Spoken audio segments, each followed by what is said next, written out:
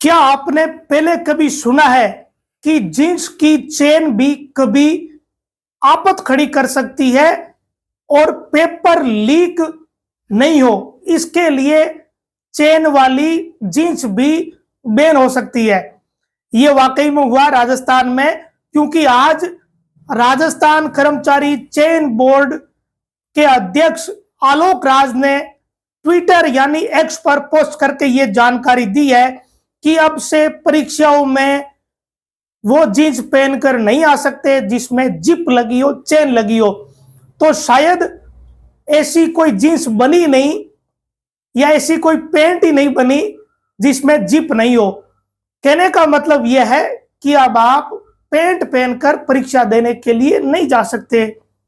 अब आप लोग सोच रहे होंगे कि फिर क्या करें, कपड़े पहनकर तो जाएंगे। तो अब से बेरोजगार अभ्यर्थियों को परीक्षा देने के लिए जाने के दौरान पहले अपने घर पर नेता बनना पड़ेगा, यानी उन्हें चौड़ा पायजामा पहनकर जाना पड़ेगा, कुर्ता पायजामा।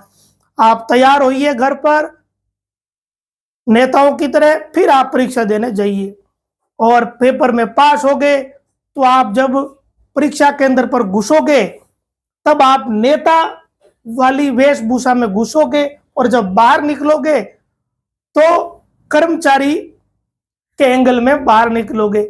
यह आदेश ही कुछ ऐसा है या जानकारी कुछ ऐसी है कि इसे लेकर तरह तरह की बातें होने लगी है। कई छात्रों ने इसे लेकर ऐतराज भी किया है कि ये क्या आदेश है, खर्चा हो जाएगा हमारे, तो पहले से ही बेरोजगार हैं और अब कुर्ता पजामा सिलाना पड़ेगा, 1000-2000 रुपए का ये खर्चा।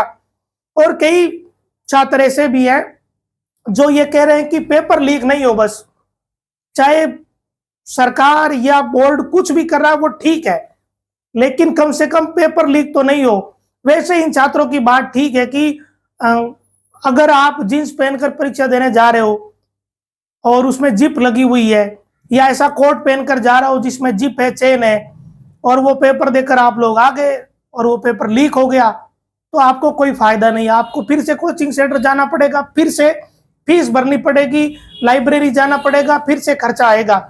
तो उससे तो कम खर्चे में कुर्ता पायजामा, चौड़ा पायजामा बन जाएगा। तो ये इस तरह का पूरा मसला। दरअसल राजस्थान कर्मचारी चयन बोर्ड ने एग्जाम के दौरान अभ्यर्थियों के लिए ड्रेस कोड में बदलाव कर दिया है। इसके तहत अब नए नियम के अनुसार पुरुष अभ्यर्थी को कुर्ता पाजामा पहनकर एग्जाम देने के लिए जाना होगा। और आलोक राज ने ट्वीट में यह जानकारी दी है कि आप कुर्ता पाजामा पहनकर आ सकते हो और ड्रेस कोड जो नया निर्धारित किया उसके बिना एग्जाम हॉल में प्रवेश नहीं दिया जाएगा। अब इसके पीछे के कुछ कारण हैं जिसकी वजह से यह निर्णय लिया गया है। जो अभ्यर्थी है वो मेटल चेन, मेटल जिप वाली जींस पैंट और जैकेट पहनकर नहीं जा सकते, यानी चेन जिसमें लगी हुई है वो आप कपड़े ना पैंट पहनकर जा सकते, ना शर्ट पहनकर जा सकते, ना जैकेट पहनकर जा सकते। और जो परीक्षा अगर आपको देनी है तो आप कुर्ता पजामा पहनकर जाइए, फिर कोई इलाज भी नहीं बचता। दरअसल पिछले कई सालों से जितनी भी परीक्षाएं हो रही है उसमें ज्यादातर में पेपर लीक, ब्लूटूथ से नकल, ये सब चल रहा है। और इसे एक सबक लिया राजस्थान कर्मचारी चयन बोर्ड ने और ड्रेस कोड में अच्छा खासा बदलाव कर दिया है। बोर्ड के अध्यक्ष जनरल आलोक राज ने अपने सोशल मीडिया एक्स पर पोस्ट करके यह जानकारी दी कि अब हमने ये बदलाव किया है और अब जो आगे की परीक्षा है उसमें विकल्प ये कि कुर्ता पजामा पहनकर जाइए, वो ठीक रहेगा, आपको प्रवेश मिल जाएगा, अन्यथा आप परीक्षा केंद्र के बाहर ही भटकते रह जाओगे। हाल ही में जो परीक्षा हुई पिछली जूनियर इंस्ट्रक्टर, उस भर्ती परीक्षा में डमी कैंडिडेट रोकने के लिए और परीक्षा पारदर्शी हो इसके लिए कुछ इंतजाम किए थे। उसमें बायोमेट्रिक, सीसीटीवी लाइव और आपको मेटल डिटेक्टर के अंदर से गुजरना, ये सारी व्यवस्थाएं की गई थी। उसमें एक समस्या सामने आई थी, वो ये कि अभ्यर्थियों को जब परीक्षा केंद्र में प्रवेश दिया जा रहा था तो मुख्य केंद्र पर मेटल डिटेक्टर से जब जांच की गई तो कई छात्रों के पहने हुए जैकेट, जींस की चेन, जिप के कारण मेटल डिटेक्टर में बीप की आवाज आई थी। और जो लोग चुनावी सभाओं में गए वो लोग तो इन चीजों को आराम से समझते हैं, क्योंकि जब बड़े नेताओं की सभाएं होती है तो मेटल डिटेक्टर लगा हुआ होता है और वो बीप बजती रहती है। क्यों इसलिए बचती रहती है कि कुछ ना कुछ ऐसा व्यक्ति के पास होता ही होता है जो इस तरह की बनावट वाला हो। चेन तो हर किसी के पास होती है, क्योंकि कपड़े लोग ज्यादातर ऐसे ही पहनते हैं। तो अब इस कारण से बोर्ड ने यह निर्णय लिया है। अब इसके दोनों पक्ष सामने हैं। कुछ लोग कह रहे हैं कि हमें नया खर्चा करना पड़ेगा, पहले से परीक्षाएं देने के लिए, तैयारी करने के लिए दुनिया भर के पैसे लगते हैं। कोचिंग सेंटर जाना पड़ता है, लाइब्रेरी जाना पड़ता है, किताबें खरीदनी पड़ती है, और ऊपर से अब कुर्ते पजामे सिलाने पड़ेंगे। लेकिन मारवाड़ में, विशेषकर जाट बिश्नोइयों के घरों में तो ऐसा कोई लड़का ही नहीं मिलेगा जिसके पास कुर्ता पजामा नहीं हो। बहुत मैक्सिमम 100 में से 90 लड़के ऐसे मिल जाएंगे जो भले ही पढ़ रहे हो या नहीं पढ़ रहे हो, या जिन्होंने पढ़ाई पूरी कर ली या अभी पढ़ रहे हैं, सबके घरों में कुर्ते पजामे तो मिल ही जाते हैं। आमतौर पर सफेद कुर्ते पजामे मिलते हैं, जो बिल्कुल नेताओं वाली जो वेशभूषा है वैसे कपड़े हर घर में मिल रहे हैं। लेकिन बहुत सारे बच्चे ऐसे भी हैं जिनके घरों में नहीं है।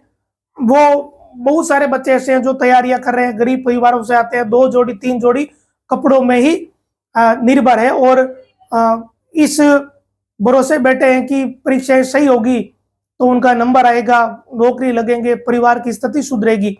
तो ऐसे बच्चों के लिए तो वाकई में 1000-2000 रुपए का खर्चा बड़ा है। अगर नॉर्मल कुर्ता पजामा या चौड़ा पजामा भी अब सिलाना पड़े तो 2000-2500 रुपए तो लगते ही लगते हैं। 1000-1200-1500 रुपए में तो जींस कुर्ता आता है, जो सबसे सस्ता पड़ता है। इसी कारण सबसे ज्यादा, चाहे युवक हो, चाहे रोजगार वाला है, चाहे बेरोजगार वाला, इसी कारण पहनते हैं कि जींस शर्ट थोड़ा सस्ता पड़ता है। 1200-1500 रुपए में, 1000 रुपए में इंतजाम हो जाता है।